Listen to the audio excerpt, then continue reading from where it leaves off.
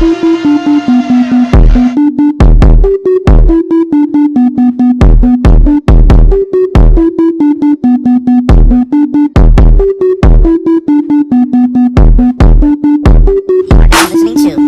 BearatNight podcast with your host, Jurassic Parker.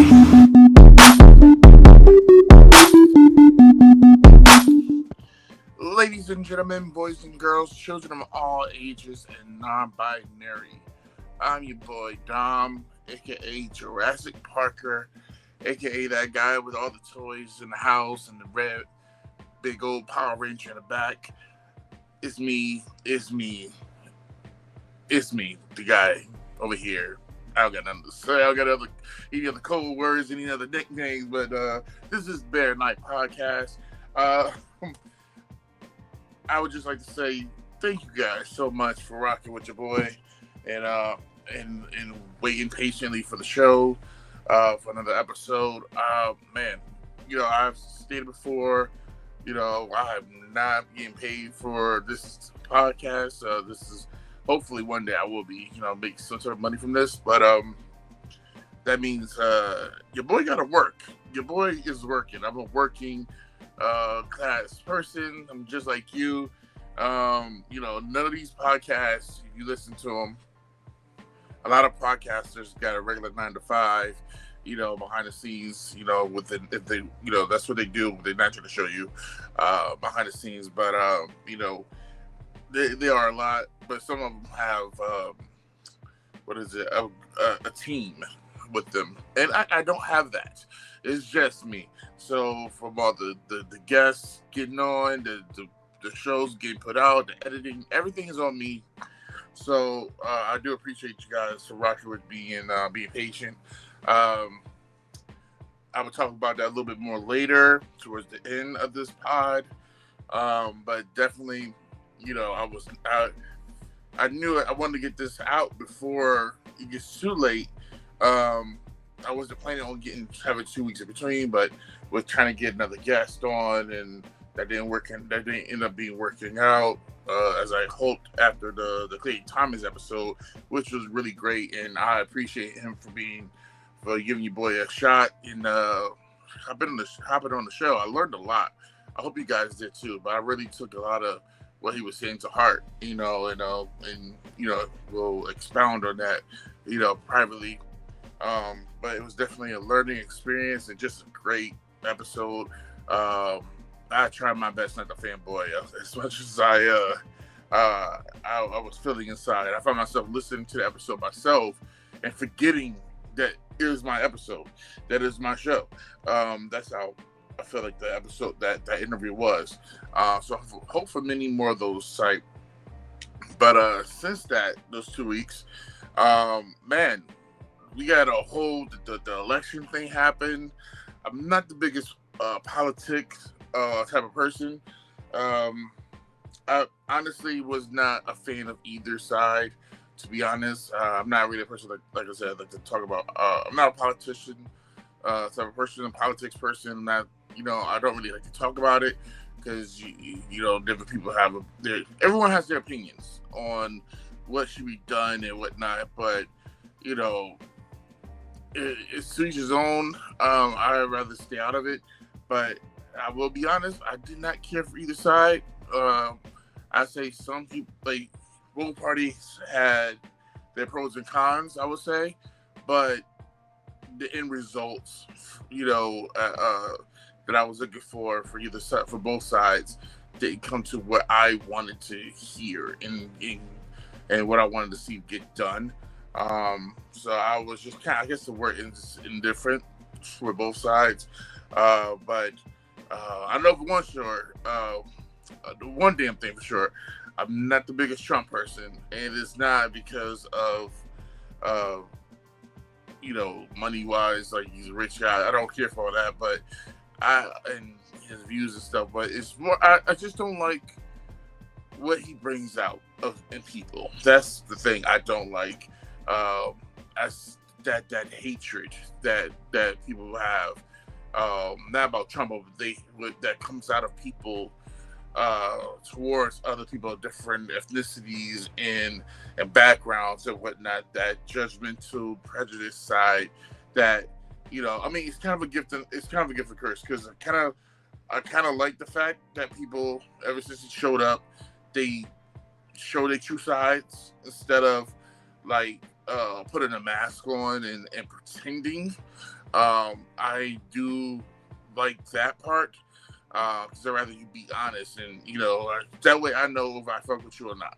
And it's, you can be a Trump fan. Like, I have friends that are Trump supporters, and I still love those people. They still dope as fuck to me. And it doesn't make me know, never mind, because I know the type of person they are, and I know what they're looking at, but they're not prejudiced. They're not racist or anything. So it's like, that part, they are still good people. They're not on that level, but there are people that's on that level. And I mean, I learned that especially with the last election, getting like ran off the road, uh, trying to go back to work, whatever. When that whole election, the last election was, and people were just being, just awful to people. Like, I got pulled over by a cop during that same time, for like, I think the day before the election, which was like so stupid. I remember I posted as a vlog on my YouTube account during that time. I was just so upset of the audacity of people using Trump as a scapegoat to expedite, to exploit their own, I say expedite, to exploit their own feelings towards others that don't look like them. That's what I don't like. Is Trump a racist himself?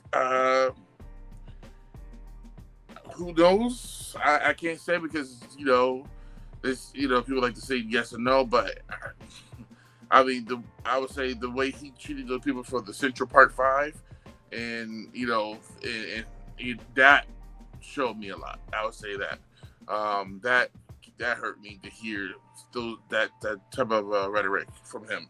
I just think he just have a thing against poor people, period. When it comes down, because I just can't get behind a guy that never been broke. That's what I should say. I can't get behind a person that never been broke before. They don't know what it's like to actually have to struggle. That's the thing. And even I was even a Kamala. Like, I love Kamala, like, for what she's trying to do, but I just feel like she showed up too late to the party. We had a rocky start with Biden. He was malfunctioning and everything right in the beginning. So I think that put a lot of bad taste in people's mouth at the time, and then she just showed up right in the middle. And then it just, what they were putting out didn't correlate to what I know I was looking for at the same time. And you had the Megan Thee Stallion performances and all that. Like, it just didn't. It just looked like what I wasn't hoping to see. It was one of those things where you was thinking, like, some folks were like assuming how Obama was gonna have his first election, like during his time when he was trying to be president, like, to have the rappers and having the all that going on and stuff with that booty shaking and all that stuff. It just became a circus overall with both parties. You got old ass Hulk Hogan trying not to have a heart attack as he tried to attempt to rip his shirt off, supporting Trump. And the less you say about Hulk Hogan, the better. And we all know what he's at. So that's just there. And it's just so much with that whole election. But overall, Trump won. I don't know what's gonna happen. Like my mom said, hey, we're gonna let God. Let's see what happens. For better or for worse, this whole thing. I mean, hey, the person has been picked. The election has happened. Is done. Is over with. there's no need to there's no need to like do recounts or anything and look like a sore loser for anybody. So yeah, let's see what happens. I just don't want to have to deal with extra money being spent on dumb stuff and me having to spend money on, just my everyday life, cost of living to be so damn high. That's why I'm hoping to have some change. Let's see what happens with that. But hey, what we gonna do? I hope next time we do have an election, the next 4 years. I hope there's better candidates. Honestly, just hope that there's way better candidates that will show something different. And I'm hoping that they'll be a little bit younger. I'm kind of a little tired of like the rhetoric of they have to be so old, in a way. And I want them to be young. I want them to have some fresh ideas, real ideas that will help everybody. You just be a more united front for the country. But that's my rhetoric. That's my whole rhetoric. My voice in that whole thing. Since the last episode, the man, the myth, the legend himself, Tony Todd, Candyman, as a lot of people may know, his work, a legend or a great actor, a really great actor. I would say underrated actor, a really underrated actor. I guess it's the word typecast. I'm not sure if that's what it is, but he's chosen his path in the movie industry, and really memorable characters. Like a lot of people know him as as Candyman, yes, but he has done other work, and I still love his work as the main character in the remake of the Night of the Living Dead. I think the 1990s version. I love his portrayal in that. That's still one of my favorites. And it's just one of those movies that holds a special place in my heart. And I think not like that better than his character as Candyman. But Candyman still holds up.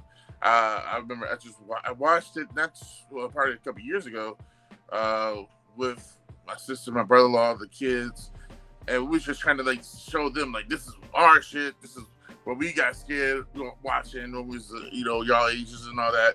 And I kid you not, we got scared a lot of times, but these kids found it comical. They thought it was funny at times.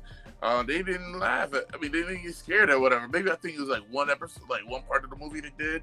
But also watching it as an adult and as it held up, some parts was good. Some parts was like, oh, just don't.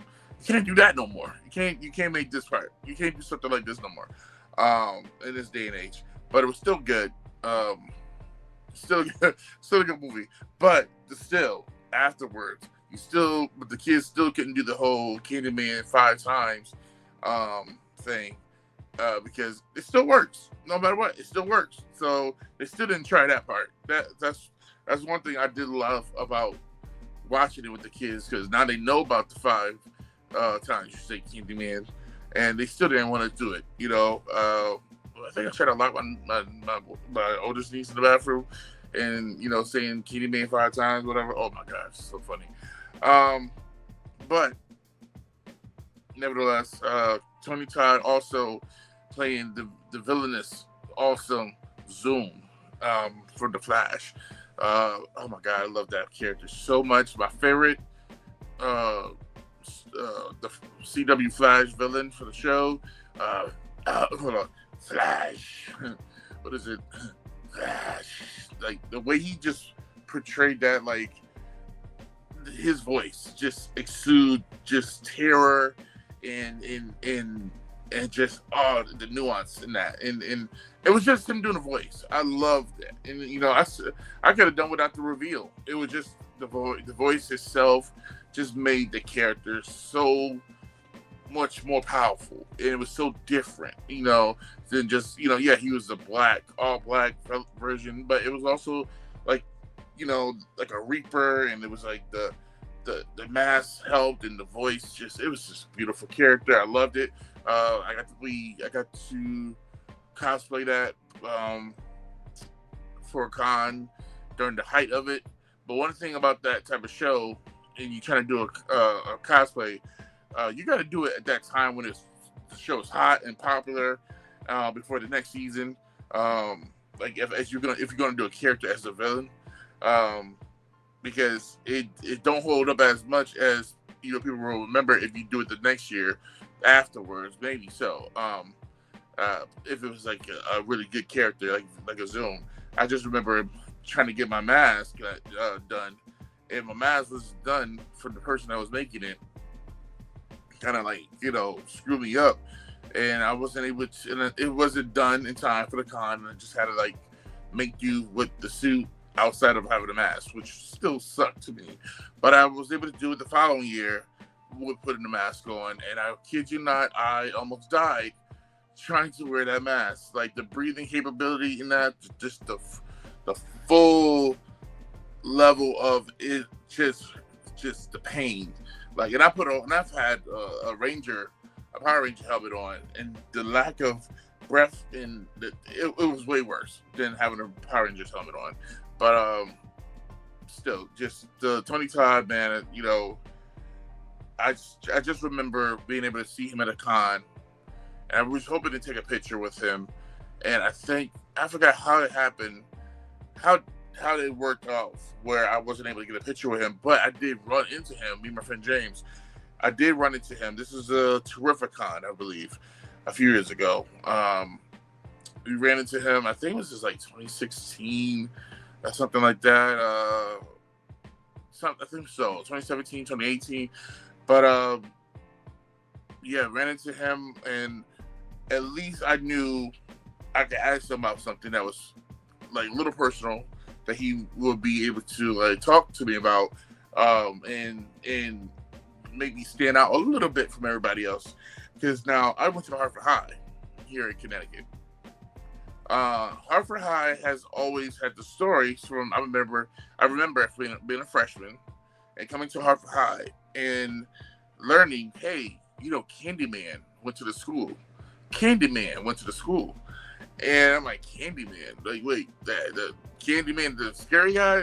Tony Todd, yeah. He's an alumni, as I am, I think he's maybe, if I can remember, if I could say maybe a year, either a year or a year before, or a year after, from when my father went to school there. So I don't think I was able to ask him at that time. I'm not too sure, but I'm pretty sure if he lived in Connecticut and went to Hartford High, he pretty much knew somebody of my family at the time, because especially during that time, the 70s, 60s, 80s, it was a close, especially 70s, yeah. It was a close niche. Everybody knew each other. If you were if you're black and you lived in the projects and all that stuff. But still, he's from Connecticut. Went to Hartford High, graduated from Hartford High, and they always, he made it big. He made it out. And yeah, the man, the myth, the legend of Candyman, roamed wild in Hartford High. That he went to the school, he graduated. So when I got to meet him, and I talked to him, and I was like, one, he was tall. He's a tall man. Very, very. Oh God, he was just a great, humble, super dope, nice guy, man. It was just, they say never meet your heroes. I can't say that he's somebody I always wanted to meet when I was a kid. I grew up watching. I was a person I idolized, but I have much respect for, and I always liked his work. I was a fan of his work, especially. There's certain actors that just, I feel, that are underrated, like him, like Clifton Powell, Kim Clifton, a Tony Todd, a Clifton Powell, Ving Rhames, these type of guys that could do a lot is given the opportunity, and or just have or has have or has have had, I think I said that right, the opportunity, but not sure if anybody was paying attention. Like the big figures up in Hollywood was paying attention, but still had a stunning career. But that's right up there with the other black actors and white actors that we all know and love and stuff. But just not as recognized as they should have, but still had a stunning career. And he's one of those guys that he has done amazing work in. Just I wish people got to see more of, in the outside of the horror genre. And I do remember being a kid, getting him confused with Sho'nuff, Sho'nuff from the Last Dragon, and I bring it up to him. Matter of fact, I did bring that up to him, and that he confirmed also at that time, and we were talking to him, because I brought that up too. He's gotten confused for that other actor for playing Sho'nuff as well over the years. So I wasn't off because they kind of like the career, both actors' careers kind of came out at the same time, and it just happened. It was a natural thing that has happened where they both kind of like they just kind of showed up. They kind of look alike. They both were tall. They both were black. They both had like a boisterous tone to their voice that stands out. It just happened. But he did make it known. He did confirm it that he has he was getting compared or confused for in the past, or so he confirmed that for me.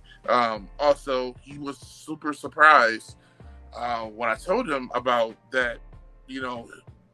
Hartford High had his legend around, as an actor, that as his Candyman character went to Hartford High. He didn't know that.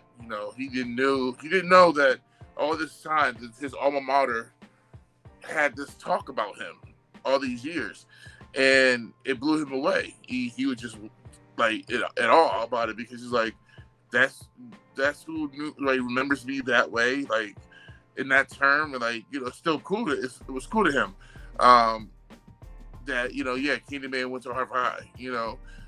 And little known fact that he shared also, and I'm not even sure if it's in the other stories or any other articles or interviews from before, but the jacket, the coat that was in Candyman, because it's such a small budget and whatnot, but the coat that was in that movie, he gave it or left it at his mom's house here in Connecticut, because his family's still here. His I believe his sons his sons is still there or whatever, and somebody robbed his mom's house, pretty much short and sweet. One of the things that happened, one of the things that got taken was the coat. So somebody in Connecticut, hopefully, is still around. It didn't, get destroyed, but hopefully, what I like to think, someone has the Candyman coat in their possession right now, and may or may not know that it is an original movie prop from that movie. Who knows? Maybe somebody's wearing it to church and like, oh yeah, I bought this from so and so from this year, and it still holds up. It's still a good coat, whatever the case may be. But that the Candyman coat is hopefully alive and well, in somebody's hands, somebody's closet or U-Haul truck or whatever the case may be in Connecticut. So I say all this to say, it was good to meet Tony Todd at the time, and he made a good impression on me, as how you should act as a person, as an actor, somebody that meets people on the outside, and just, he was a class act. Tony Todd was a class act, and my full condolences and prayers to his family. Super sad. He was just so young, still young. Like, when you really think about age as you get older, it's like, you know, sometimes you don't think about how old some people are until they gone. And like, you know what, that wasn't that old. That wasn't that old. He was still cooking. He was still doing stuff. Matter of fact, he was just the voice of Venom, you know, in the new Spider-Man game, you know. And that game it's been doing very, very well. So, you know, the voice of Zoom, the voice of Venom, Candyman. Oh my God, him as the what is it, the coroner or the Undertaker in the Final Destination franchise. I mean, Jesus, he's been in that. He's been in a lot of movies. My condolences to his family. You know, my heart goes out to y'all. But yes, thank you. I would just like thank you, Tony Todd, for all your work. You truly appreciate it. Truly appreciate it. You will be missed dearly. Also, we got to talk about, you know, what was I about to say? Hold up. Oh, so going from the sad stuff, gotta go talk a little bit of this fun stuff as I talk about age. The segue. The Jake Paul, Mike Tyson fight. Was not a fan of the situation. I'm hurt to see that, you know, our heroes are being restricted and not being able to be themselves when they trying to fight. and you know what? It was all rigged. That's how I look at it. It was rigged. Everything was rigged. You know, every time he bit his glove, that was him holding himself back from really going out on Jake Paul, and just beating the shit out of him. It wasn't the same Tyson, which we all know he's not the spring chicken anymore. He's an older man. But you know, it was just I rather had the memories of him in the past, you know, than what we got now. That's like the last thing we saw. I mean, don't get me wrong. The fact he went 8 rounds, he still looked phenomenal, you know, but it's just something about it just was off. And I'd rather that not be the last thing, you know, of him in the ring that we got to see. But then again, I am grateful and that my generation, being a millennial, we've got to see a lot of our heroes and male, female heroes in their prime years, when they're alive and well, doing their thing in the heat of their careers, and you know, like, you know, when they had their eras, you know, gosh, like, you know, from like Michael Jackson having his time frame, like where people would like wait for his music video to pop up on national TV at 8 o'clock or at 9 o'clock or whatever the case may be, you know, and you talk about it the next day when you have Family Matters running on TV, and you would talk about, yo, did you see that episode of Steve Urkel? He never called it Family Matters. At least I know as a kid, I never called it Family Matters. He called it Steve Urkel. Did you see Steve Urkel last night? Yeah, I remember. I watched the episode. You know, you saw Tyson in his prime, knocking out guys left and right within like 6 seconds of a fight. The man has had 44 knockouts. 22 of those knockouts were in the first round, you know, and that was it. So you're in that era of guys spending money for pay-per-view guys, just saying pay-per-view. People paying like $30-$60 or whatever the case may be, for a fight, and then before you got the popcorn going, the fight is over. Tyson done knocked the guy out, is over with. And now you're sitting there looking stupid because it's like that you wasn't ready for that moment to happen. You wasn't. You just got the popcorn. It's already over. Like, you're mad, you know, but you're also happy. Like, you know, hey, that's your boy. He did his job early. We didn't get to see that this time, you know. So I'm thankful that I was in a time where I remember seeing Tyson, you know, having those fights. I remember when I was a kid, going. I just remember as it really being cognitive of what Mike Tyson was the day he bit Evander Holyfield's ear, and I was with my dad going to a friend of his party. I didn't really watch the fight itself. I just remember going, hey, we're going to my friend's house, and we was going to hang out there. I don't think I really wanted to go anywhere over there or whatever, but I'm, my father. And I just remember being in the other room with the kids. Looks like a couple of us, and Three Ninjas was on. And I just remember, I've been wanting to watch Three Ninjas. I always want to see Three Ninjas. But, I forgot, I think it was on HBO at the time. And they just threw that on for us and stuff. And I was more into watching Three Ninjas than the fight. But hearing how crazy everybody was acting in the other room, I went out there and all I could see was that moment where Tyson spit out the ear of Evander Holyfield. And I'm like, what is going on? I just see blood. And that's pretty much all I can remember from that time frame. With that fight, and I'm just being told, "Hey, go back in the room" and stuff like that, and not really understanding the hysteria at that time of what transpired. But that's what I remember of the time. So coming from that to seeing this moment of Tyson, it was a big difference, But hey, he's in better shape than I am. So I mean. He still went out there, did 8 rounds, and he got paid $20 million. You never know what somebody's situation is from the outside looking in. And hey, anybody who's able to make some money in this day and age. More power to you. And hey, I got nothing to say about that.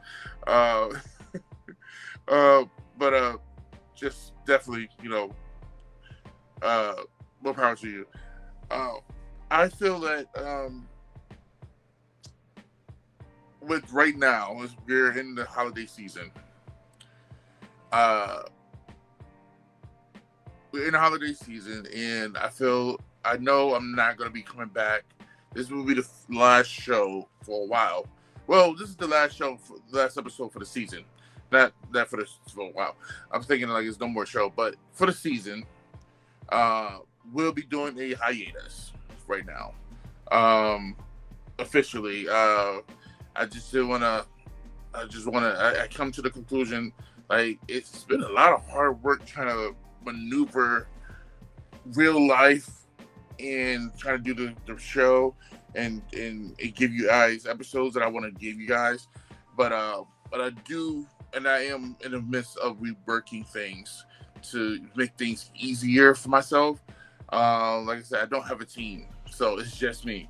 So when you see me getting together with the fellas for the recaps or getting these interviews, it's just me being able to do all that and editing everything, and I'm the only person up trying to figure out why simply is not uploading, and maybe I have to upload a couple times because the Wi-Fi goes out or something. Or matter of fact, I upload the video and I have to go back and I just happen to look at it and realize something was gone or glitch or whatever, so I had to take it down and re-upload the video or go and edit the thing again, and then the whole process.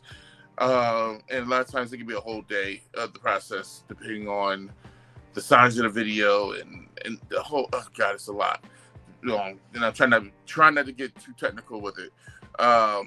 But definitely, I'm going to take a break for at least a month or two, and then come back with a whole new season.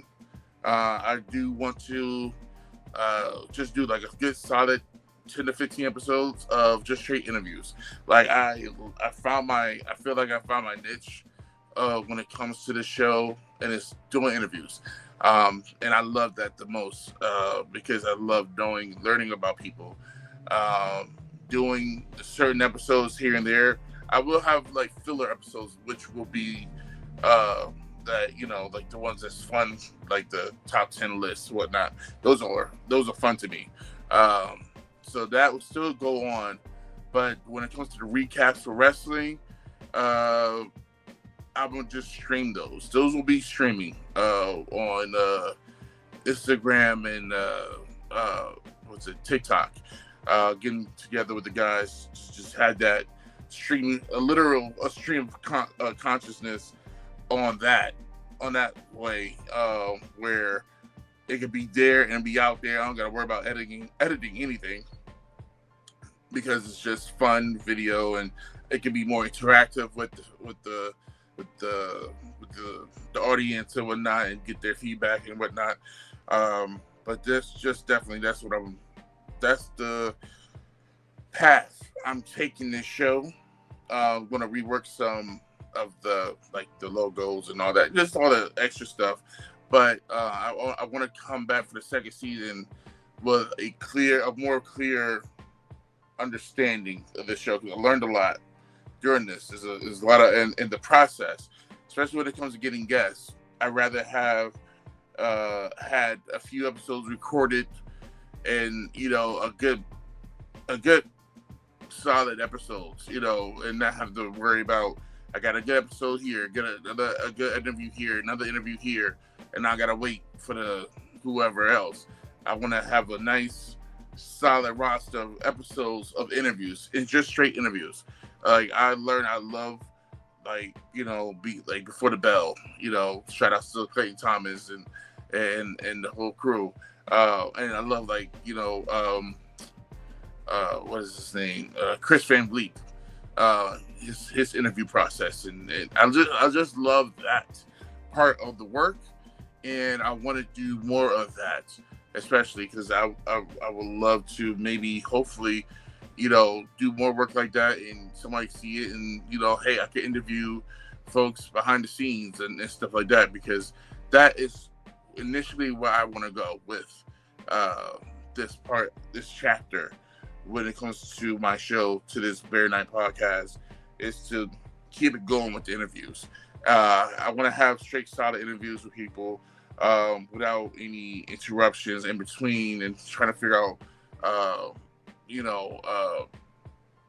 episodes on the spot to try to get in, and, fill in the slots and stuff. So, and I believe, yes, it'll be 10 to 15 episodes of content.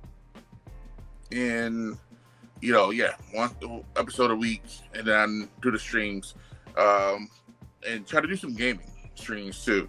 I'm trying to work that out. But like I said, it's just me. So when it comes to just doing this stuff and working, it's a lot. So getting a good solid 10 to 15 episodes for a season, that's where I'm heading to, and just making things a lot easier for myself.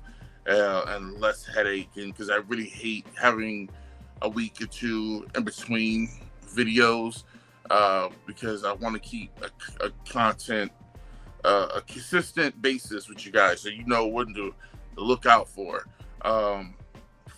episodes. So, and also I just want to live a little bit.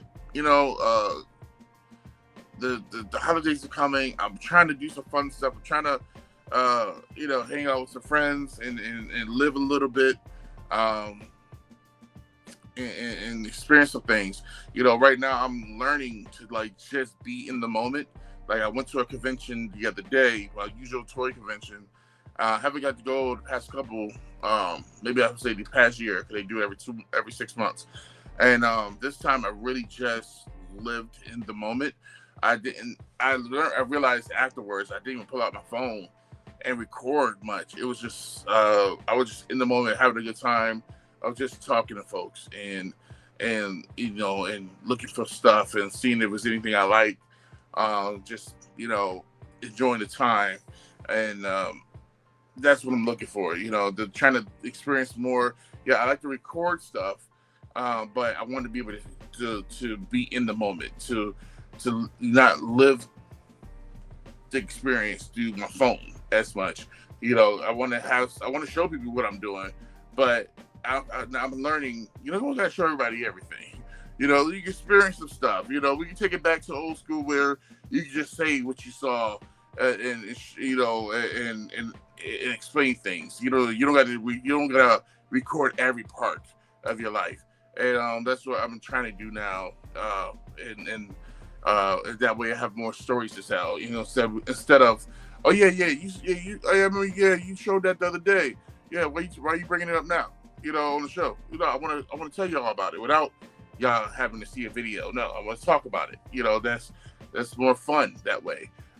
So that's definitely what I'm trying to do right now. And like I said, live life a little bit more behind the scenes, and experience that part, and with friends and family and whatnot, traveling and all that fun stuff.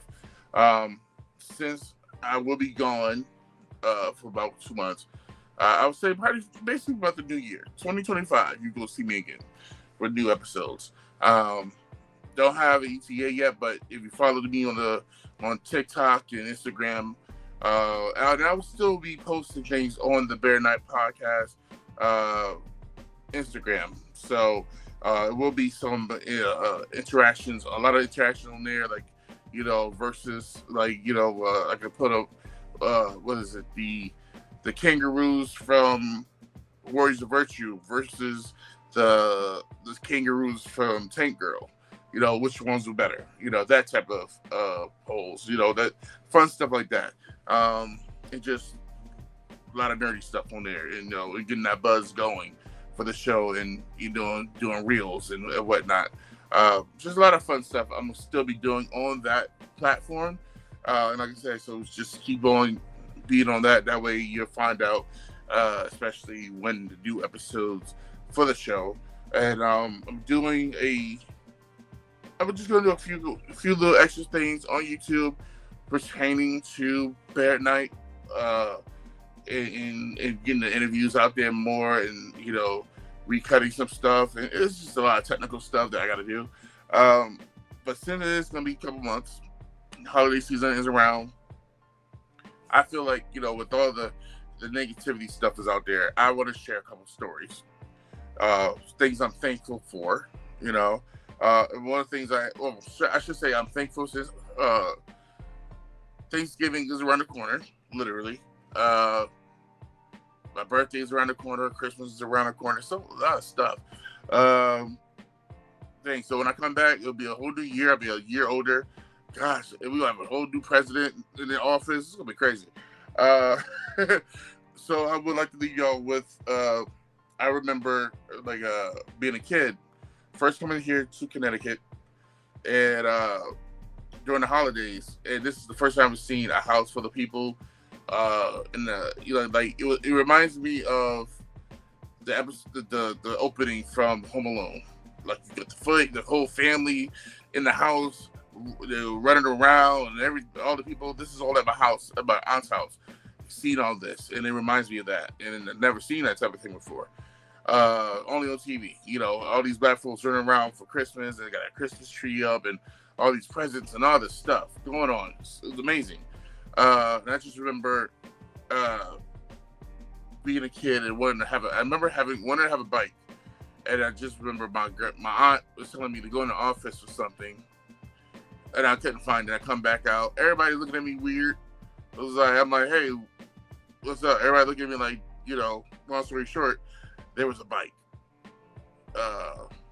And it's like, they're like, go back in there, whatever, find whatever she was looking for. And I still come back. I think it was went 3 or 4 times. And it's to the point where they're like, you don't see that bike in there? And there's a bike? Mind you, I was not paying attention to a bike in there. I didn't even see a bike. I'm over here trying to get what they need so I can go back and hang out with my cousins. And shout out to my cousin Renita and CJ. I was trying to get back and hanging out with them. And I just remember actually going in and realizing, there's a whole bike in the middle of this office room, and realized that I've been walking around this thing, unknowingly walking around it, not paying attention, trying to look for this thing that my aunt wanted me to get. A whole bike. I was astonished. I was so happy. I had a whole bike, and matter of fact, I do have a picture of that moment. in my photo album from when I was a kid. Uh, just having that, like, oh my god, I have a bike. Um, that was a great moment. I'm still thankful for that moment. It's so weird to talk about that moment now, knowing that a lot of those folks that I was when I was around, those grown ups when I was a kid, they're not here now. So it's like, you know, really, if you have the chance to be around family, be around family. Um, if you have the chance, if you can, you never know what is promised the next day, and it is if you can be with your mom, your father, your sister, your brother, whatever. If you're an hour away, just go over there, drive, just be with the family on those days, because you just never know what's gonna happen the next day. And honestly, it's like, as I think about it, it's like, wow, none of those people, all those grown-ups are gone now. Like, I am the grown-up. I'm the grown-up now. So it's like, uh, thinking about it, it's like, wow, it's really crazy how time works. Time waits for no one. So, if you get the opportunity, guys, please go be able to hang out with your friends and family, your family, especially, like, the older ones, because, if you get some wisdom from them while you can do so. They still have a wealth of experience that, they have over you in a lot of areas that they make be able to help you out, before before you get there, so definitely just do that, especially if you get a chance to be around with the kiddos, do that. If you have family, if you have kids, and, you're working a lot, I get that. But if you can, spend that time with your kids, because they grow up fast. They grow up so fast, and you never know what might happen to you. So if you're able to do that, do it. Just do it. Just I know they got you working on the holiday, but when the shift is over, go home and be with those kids. And just love up on them, and experience them having a good holiday, having a good Thanksgiving or a good Christmas. This is the time where you want to be with your family the most. This is that time. So from me to you, with the wisdom, be with the family, hang out with them, take that time. Another story I have, that's family wise. Work wise, I haven't had a lot of jobs in the past where you get coworkers. You have businesses that don't really remember who you are. You're just a number, But if you have a job where your coworkers can potentially become your family, because you work together all the time and everything, and then you go your ways. You go your separate ways at times when, in life, when sometimes either things happen by choice or not by choice, and you have to leave that job. Sometimes you can't, you're not as close with your coworkers as you once were, because now you're not seeing them as much. You're on different schedules. Sometimes it's gonna be some weeks, some years sometimes, where you see them, but certain situations you always remember them. I do remember mine. Faisal, Kiara, and Awilda. Those three names, Faisal, Kiara, and Awilda, from my days are working at Casual Mail XL, the big and tall store. It was 5 years of my life that, oh my God, I can never take back. I learned a lot from that time working there in retail. Oh my God, I hate retail. But working on Black Fridays and learning people and understanding, seeing how people act. And, oh my gosh, so many stories in retail. And I feel like retail, like customer service, does not get enough praise as a profession as you should, in day-to-day life. But man, it was a beautiful thing. Working with some of these folks, especially with Faisal. You know, um, he was one of those few guys that, as a manager, transcended being just a manager. You know, like he became like the older brother in a way for me. I learned a lot, and he wasn't even that older, that much older, but I learned a lot from him, from the work ethic. You know, being somebody who had a kid and just still working, like not understanding what it was like, what it means to work every day and being tired, but still got to do it and get up and grind. That man was doing it, and then I didn't understand until I had to do it. As I got older, when I got to his age, and yeah, I was like, yeah, Faisal is like probably like man, like 10 years older than me. I believe, because I was like 19, 20 coming into the game, coming into that whole thing. Yeah, he was like 30, I believe so. Man, you don't really feel like old until you get there. I swear, his 30 don't. It's different now that I passed that. So it's like wow. But I just remember Faisal. There was a jacket, guys. There was a jacket that I wanted. I was broke. I was so broke. At the time, I was going, like, it was like the company itself was trying to do me dirty after 5 years. It was a Faisal fight. I think by the time before Faisal left, and he was telling me beforehand to try to get out of there. He was, trying to give me the heads up and stuff before he left out of there, because he saw the writing on the walls for the place. And now it's not even there anymore. It's a Chipotle. So, I'm glad he let me know ahead of time, So eventually I did, when I got the opportunity, but I just remember it was a leather jacket that I really liked. And it was black leather jacket, motorcycle style, whatever. And it was wool type of thing on the inside. It was really cool. And I don't even have that jacket anymore. I think I had to give it away as I moved and whatnot over the years and stuff. But I just remember wanting that jacket, and it was on the mannequin.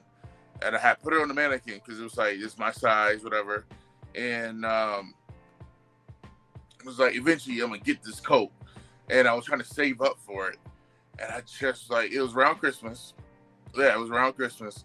And I just remember, like, always talking about it for so long, like, making sure my coat's still there. Every time I get in there, just in case, I always check the jacket size on the mannequin to make sure it wasn't replaced. Because if it was, then I'm mad because I know somebody, sold it. I just remember getting a phone call from a welder telling me, hey, I've got bad news. I'm like, what? What's going on? Thought it was going to be something about the schedule or something. And she's like, yeah, somebody bought the jacket. I'm like, no, for real? Yeah. I'm like, oh, I was so hurt, yo. I was so hurt. I was trying to get that jacket before my birthday or for Christmas. It was in December. And I think the jacket was like 100, 150, something like that. And at that time, 150 was a lot, and I was only getting paid. We only got paid minimum wage at the time, which was really low. And I'm part-time, so it's going to take a little bit longer for me to stack up. And I remember, because I was still living. I was living on my own, so like trying to like save money on that time frame was really hard. And I just remember, like, damn, they took my coat. Somebody bought it. Well, all right. And I just remember going to work, knowing that I'm gonna look at this mannequin and see that my coat is not there. And I'm like, damn, I was really hoping that I think I was almost there. I think I almost had enough because I had a discount. I think it was a 20% off, 15 to 20% off discount. And just remember, like, oh man, this sucks. I go in there and I see that it's gone, and I'm like, all right, whatever. Let's get the rest of the day going and stuff. And I just and Kiara, shout out to Kiara, man. The amount of times, uh, man. Matter of fact, all of us, damn, yeah, all three of us, at different times, like going to like we were in between customers, we'll be in the back watching a movie or something, just on the or that was some funny shit. Like shout out to Kiara, first time watching The Omen with her in the back, and the lights went off in the building, and we came out scared as hell because we thought it was the devil. We thought there was something wrong. It was so funny. And shout outs to Wilda for the first time showing me was it Sex and the City. Never knew anything about that show, and then she had me hooked watching that show with her. God, and then Faisal, just all the different movies. So I forgot what movies we saw. I think Rambo and all that, and just eat wings in the back or whatever, and him putting me onto like 911 hot wings and me dying because of the 911 hot wings. Jeez, it was so many fun memories. But I just remember that the main one was coming into that job, and like they were just like, "Hey, we got something for you," and I'm like, "What?" And I will do. Kiara and Faisal were there, and then I remember I think Kiara was leaving. She must have been gone by the time I got there because I get there for 4:30. But she was still there, and matter of fact, it was her and Faisal. It was gonna be me and Awilda closing out. Man, we go in the back like, "Yo, we got something, something in the back for you." And I'm like, "What's going on?" Hey, matter of fact, it's like, "Can you come to the back?" And I was in the front. I just remember I was in the front. I just helped the customer, and I'm like, "Where did everybody go?" And it was like, "Hey, can you come to the back, please?" And I'm like, "What's going on here?" Like, I thought maybe we gotta tell us something. Maybe we gotta do some phone calls or whatever the case may be for work or whatever. Maybe they gotta have me take out the trash. I don't know. So I go in the back, and I see a box on my side. It was like, and it was like, "What is that?" It was like, "Open it." And they held that. Matter of fact, they held the box. That's what it was. They held the box, and I'm like, "What's going on?" And I don't do well with gifts. I'm just not the type of person that does well with gifts. And I'm not the person that want for stuff. So if I didn't ask for it, especially, I don't want it. Like I figure it out myself, and that's what I did. Even with the jacket, I'm like, "Damn, I really wanted that jacket, but hey, maybe it wasn't for me. It wasn't meant for me. Maybe something else would come along, whatever the case may be."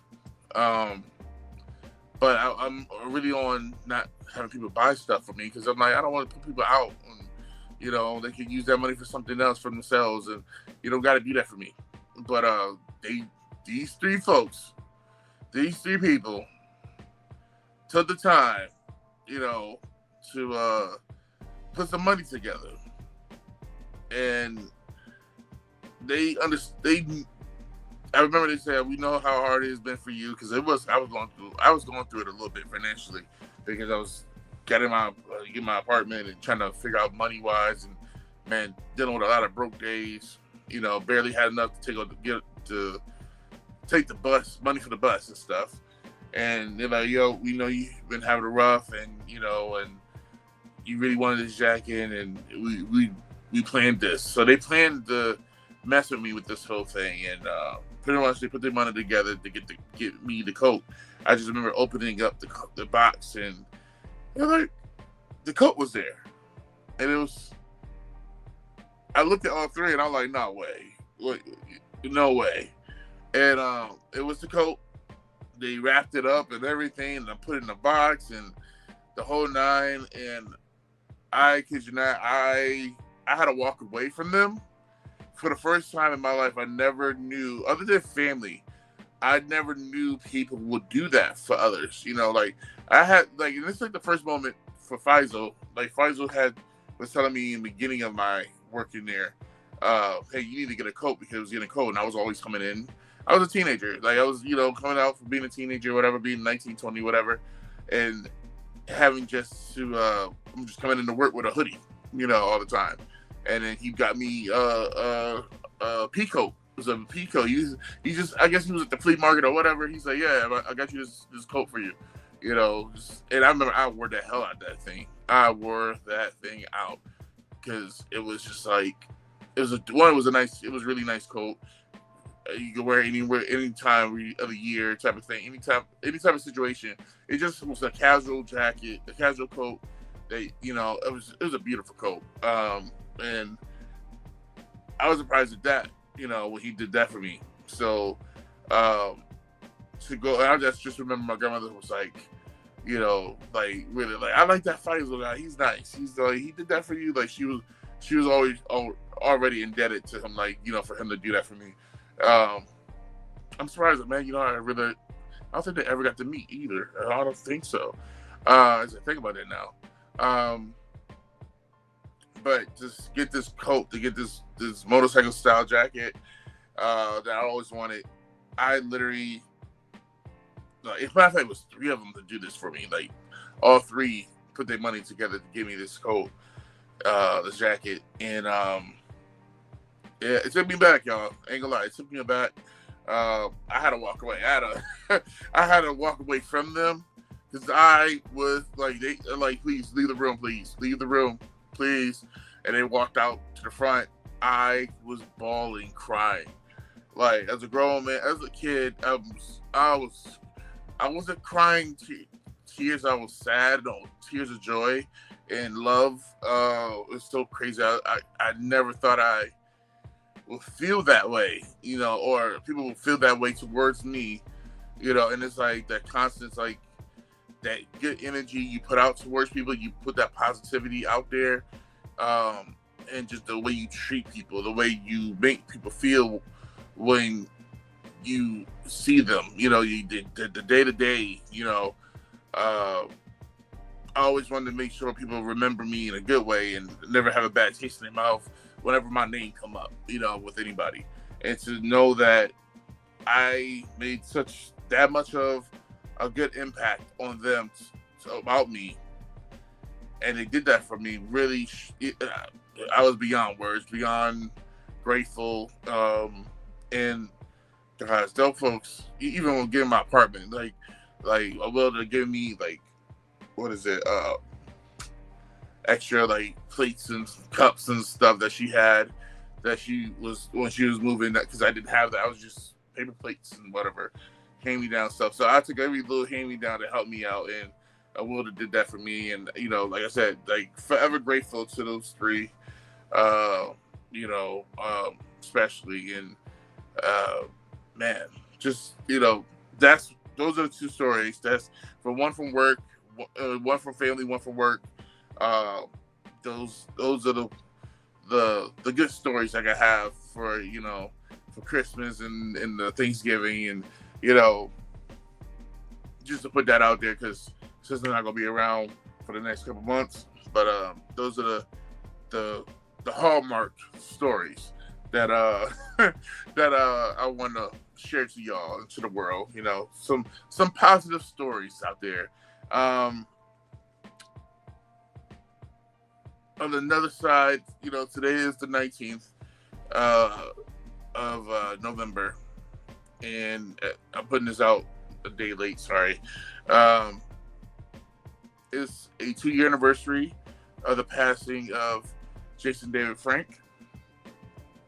Our beloved Green Ranger, White Ranger, our beloved Green Dragon Ranger, our White Tiger Ranger, our Red Zeo Ranger 5, our Red Turbo Ranger, our Black Brontosaurus, Brachiosaurus, Black Ranger. Jesus, the man, was it our Lord Draken, our Legend of the White Dragon Ranger. So the man has done so many, but you get the gist of what I'm trying to say. But it's been 2 years, surprisingly now, like, wow, of his passing, and still condolences to the family and all the fans and stuff. And, you know, just think it's been this long since it's been gone, and I'm hopefully, man, like, when we gonna get some news on Legend of the White Dragon, when that's coming out. And I feel like by this time things should be coming out on Netflix, like by this time, because I don't think it's gonna be coming out in movie theaters anytime soon. I think it should just come out on Netflix or Amazon Prime or whatever, like a streaming platform. Just do that. Definitely, please. Definitely, hopefully for that to come out, because it's been 2 years since it's been passing. They were working on it. And the last stop and go on this story, on his this movie, and this is the last thing of him. And I know just as well as I do, the fans wants to see this with the stuff that he was passionate about, the story. So shout outs to Jason David Frank and his family. And beyond that, man, I'm grateful for all you guys to be doing this show for as long as I was doing it. I'm surprised there's been so many episodes already. Some good episodes, I will say, some good episodes, some bad episodes, some really freaking great episodes. But it was all a learning experience, and definitely, I will be putting a second channel for BearatNight, but fully I believe just going to be all the interviews, just to put those out, because I want those to be out in the forefront. So definitely, the interviews is going to be the main target for the second season. So there will be a second channel, YouTube channel, just for all those interviews, just to get out there, because I want to have a portfolio of interviews, just showing, hey, this is what I could do, and I want to do more. Whoever wants to give me a job, just saying, because this is fun. I love doing the research on people and learning about people and doing the whole nine. So, man, it's about that time, man. I gotta go,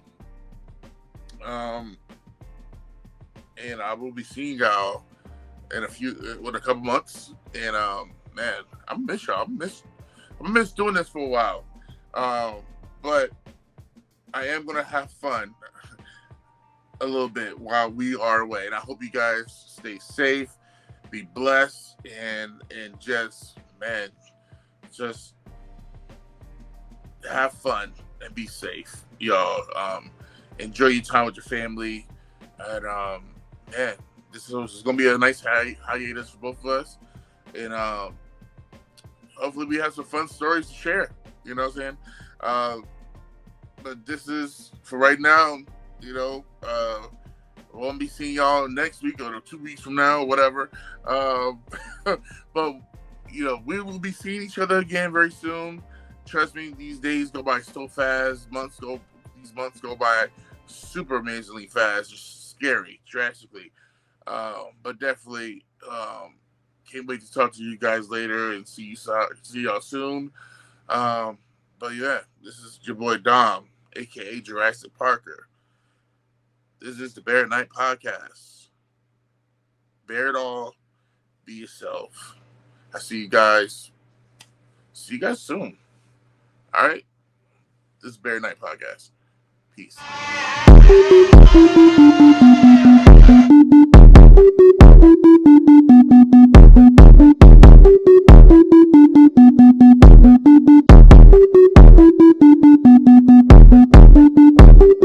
Listening to BearatNight podcast with your host, Jurassic Parker.